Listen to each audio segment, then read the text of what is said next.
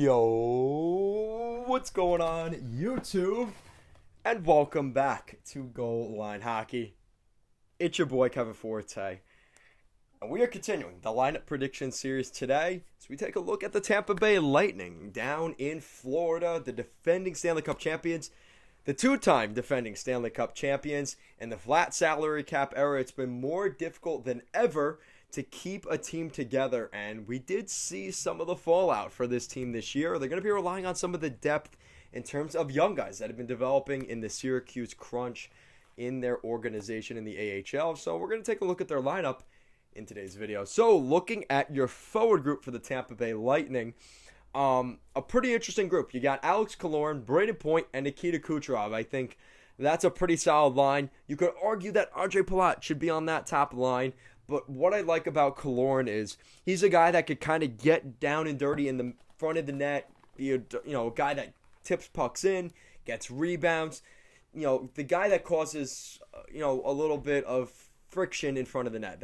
You're not going to get that from Point and Kucherov, not necessarily the way that Killorn can. And we did see that from Point at certain times during the playoffs, especially on his crazy goal scoring streak he went on.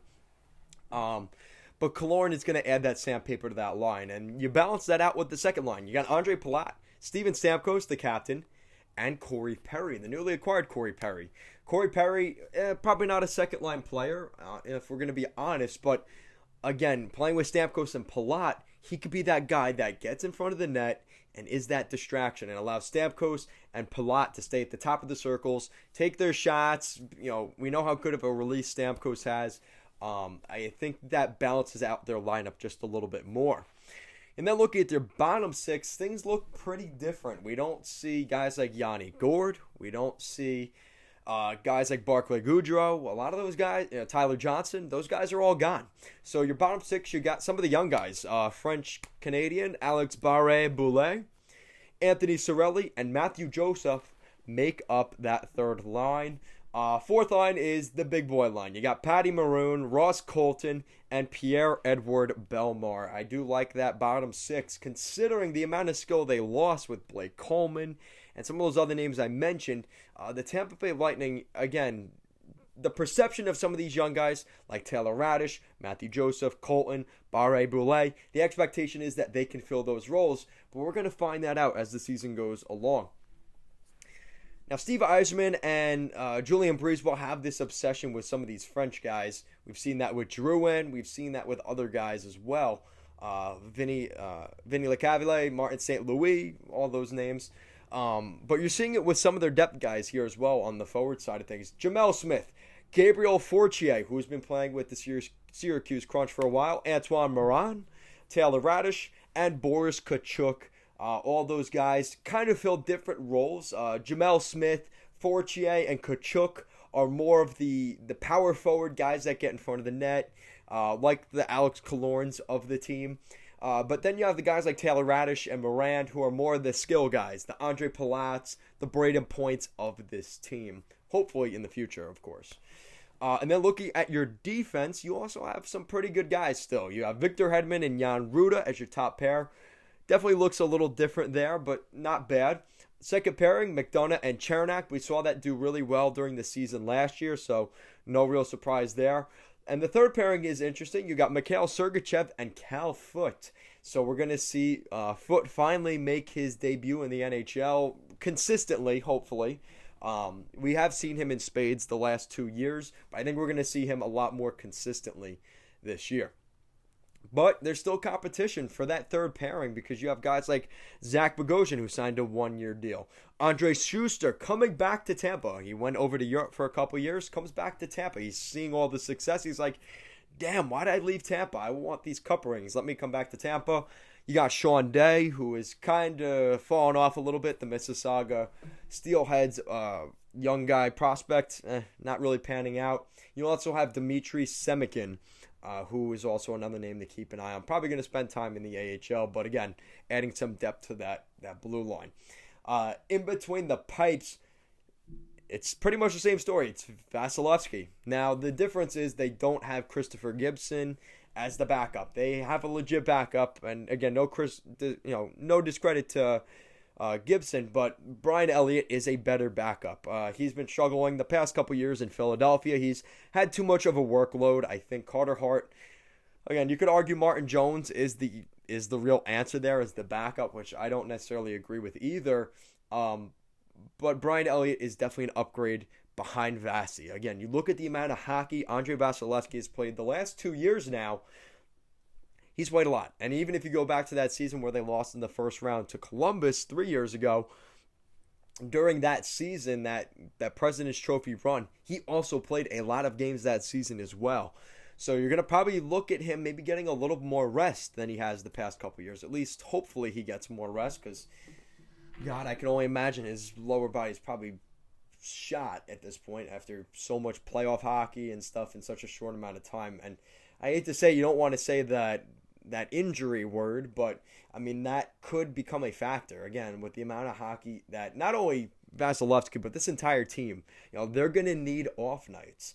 And again, I mean Kucherov had the entire shortened season last year, but everybody else, there is something to be said about getting that rest, because this is what happens when you're in this dynasty. I mean that's what happened to the Islanders. The Islanders probably could have won a 5th or 6th cup back in the 80s. But they just got beat up. And obviously it was a different game back then. It wasn't as, you could argue, soft as it is today. But still, it's playoff hockey. It's different. And, the congested schedule of winning 2 cups in a row, in the bubble, in the fall last year, and winning a cup in the spring this year, it was a lot to ask for Tampa to repeat. And they were still able to do that. But you look at the depth. I mean, they have guys that could jump in the lineup. I mean, if you want to take out Pat Maroon for a week, throw in Boris Kachuk. Matthew Joseph or Kucherov need to get out. Throw in Taylor Radish. You need to give Cirelli or Stamkos a break. Throw in Antoine Morin. Again, they're not the same player, but in a long 82-game schedule, which we haven't had in 2 seasons, it's important that specifically for the Tampa Bay Lightning, every other team has the same issue. That's why we're seeing 1A, 1B goalie options become so popularized around the league. But you're also going to see it from teams like the Tampa Bay Lightning, who we've seen this word in football. We've seen this word in baseball. It started off in basketball, I believe. But it's load management. It's, I remember in Toronto for the Toronto Raptors, they were giving, some of their star players a couple nights off. They would just take off for 2 weeks. See you later, throw the young guys in, and we'll win when we come back. I wouldn't be surprised if Tampa was the first NHL team to really try that this year, because I don't think they really have a choice. And again, they were shortened seasons the past 2 years, but the amount of hockey they played in the playoffs did balance that out. So with Tampa this year, with that said, I really like what the Lightning are this season, despite all the guys they've lost. But the question is, are the young guys going to be able to step in? Because we saw Ross Colton. He got a handsome contract this year for what he did in one season. Obviously, he got a big goal during the playoffs. But, I mean, this is a team that, again, guys we really haven't seen much of before playing significant minutes. I mean, again, Cal Foote is a third-pairing defenseman, great. But what about Jan Ruda playing with Hedman? How good is that going to be? Corey Perry in your top 6. How is that going to work? Again, I love Corey Perry, but as a top 6 forward, is that a guy that you could really rely on, in an 82-game schedule to get you to the playoffs? There's a difference between a team that can win in the playoffs, that is successful in the playoffs, and a team that can get into the playoffs. There is a difference there. We've seen that from the Islanders and Montreal in particular, 2 teams that people at the beginning of the year would have said they may not make the playoffs this year, but when they get into the playoffs, if they get in, they're going to be a force to be reckoned with. Again, a 7-game series, 4 series is a lot of hockey going on. And I think Tampa Bay, I want to say that they're the favorite to win the Stanley Cup, but I think people realize the amount of hockey they've played is going to play a role. And again, I think there is some questions about maybe some of those guys getting a little bit banged up and a little bit injured. Again, Stamkos, he's not the same player he was back 5 or 6 years ago. Hedman, McDonough, they're still very good hockey players, but again, as they get older, how much do they have in the tank? So it's going to be these young guys, and I'm really excited to see, because a lot of people have talked a lot. I mean, look at all the first-round picks here. I believe Gabriel Fortier was a first-round pick. Taylor Radish was definitely a first-round pick. I think Boris Kachuk was a first or second or third-round pick. Barre Boulet was a first-round pick. So these guys are former first-round picks. Can they get into the lineup, and can they be, substantial enough players to allow Tampa to do what they want to do?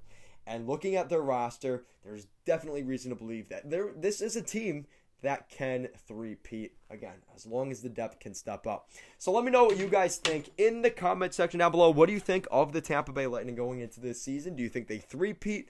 And what do you think of the lineups? Who are we going to see? Are we going to see some of these young guys like Barre Boulet, Antoine Morin, Boris Kachuk, Cal Foote? Let me know your guys' thoughts down below. As always, thank you so much for watching this video, and I will see you again next time.